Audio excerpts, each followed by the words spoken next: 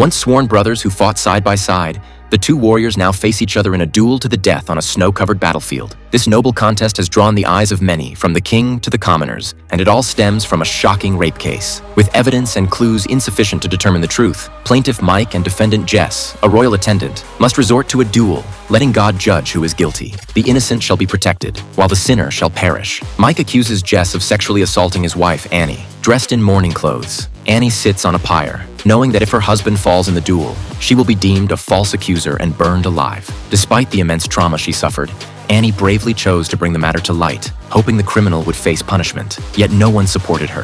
Her mother-in-law saw her as a disgrace to the family, not only making them the focus of gossip, but also forcing her son to risk his life. Even more terrifying, Annie was pregnant. During the trial, the judges relentlessly harassed the pregnant Annie, subjecting her to humiliation and fury. She then realized that although her husband's duel seemed to be about defending honor, it actually gambled with the lives of his wife and unborn child. If he were to fail, his wife would face a horrific fate, stripped naked, an iron ring around her neck, burned alive on the pyre. Annie's tragic ordeal hinged entirely on the outcome of the two men's duel, for people at the time believed that God would side with justice. On the day of the duel, throngs of people gathered. The men fought on horseback and then in close combat. Just as Mike seemed on the verge of defeat, he seized an opportunity. Catching Jess off guard, he crippled his leg with an axe, turning the tide. Mike held a knife to Jess's throat, demanding a confession, but Jess remained defiant to the end. With a thrust of his blade, Mike silenced him forever. Triumphant, Mike paraded his wife before the cheering crowds. The loser, Jess, was stripped naked, his corpse abandoned and reviled by all.